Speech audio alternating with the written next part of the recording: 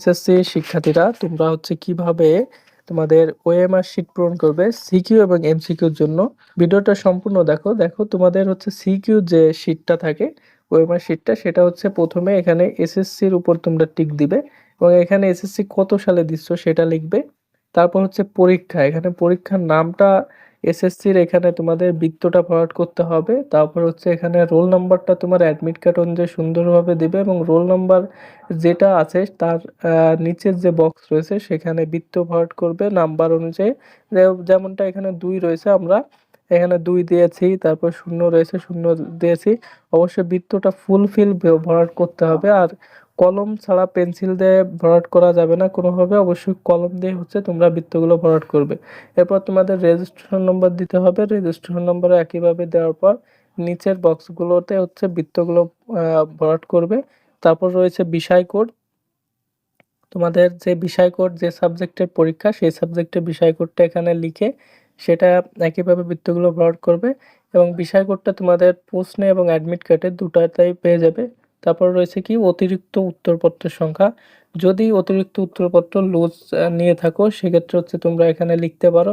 2টো নিলে এখানে 2টো লিখবে 02, 5টা নিলে 05 লিখে এখানে বৃত্তগুলো ভরাট করবে। যদি টোটালি না নাও সেক্ষেত্রে 00 লিখে এটাকে ভরাট করে দিবে।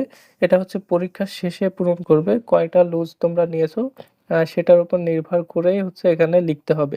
এটা হচ্ছে তোমাদের সিকিউর জন্য। আর নিচে যেগুলো রয়েছে এটা হচ্ছে পরীক্ষকের অংশ। এখানে লেখাই রয়েছে পরীক্ষকের অংশ, এই দেখো। তো এটাতে তোমাদের হাত দেওয়ার দরকার নেই, শুধুমাত্র উপরের এটুকু তোমাদের পূরণ করতে হবে। এর নিচে যেগুলো রয়েছে এগুলোতে তোমরা কোনো দাগ দেবে না। এছাড়াও এই যে যে পেজটা রয়েছে, ওএমআর শিটটা রয়েছে, এখানে কোনোভাবে পেন্সিল বা কলম দিয়ে দাগ দেওয়া যাবে না। এখন দেখাই হচ্ছে তোমাদের যে এমসিকিউ রয়েছে, এমসিকিউটা দেখো। এমসিকিউটাতে হচ্ছে তোমাদের প্রথমে রোল নাম্বার লিখতে হবে এখানে সুন্দরভাবে, যেটা তোমরা আগে পূরণ করেছো এবং সেই অনুযায়ী এখানে তোমাদের বৃত্তগুলো ভরাট করতে হবে। রেজিস্ট্রেশন নাম্বার লিখে বৃত্তগুলো ভরাট করতে হবে।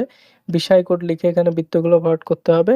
সব থেকে গুরুত্বপূর্ণ যেটা তোমাদের হচ্ছে সেট কোডটা অবশ্যই লিখতে হবে। প্রশ্ন পাওয়ার সাথে সাথে আগে সেট কোডটা লিখে নিবে। লিখে নেওয়ার পর হচ্ছে তোমরা বৃত্তটা ভরাট করবে। এমসিকিউর ক্ষেত্রে হচ্ছে এদের যে সেট কোড, সেই সেট কোডটাই হচ্ছে সব থেকে গুরুত্বপূর্ণ। সেট কোডটা খুবই গুরুত্বপূর্ণ, কারণ তোমাদের হচ্ছে ভিন্ন ভিন্ন সেট কোড দেওয়া হয়ে থাকে। এক একজনের এক একটা সেট কোড পড়ে। তোমার যে সেট কোডটা আছে তোমার যে প্রশ্নে, সেই প্রশ্নের সেট কোডটা তুমি লিখে হচ্ছে এখানে আগে পূরণ করে নিবে। তো এই হচ্ছে ছিল আমাদের এসএসসি 26 ব্যাচের জন্য যে সিকিউ এবং এমসিকিউ ওএমআর শিট পূরণের গাইডলাইন।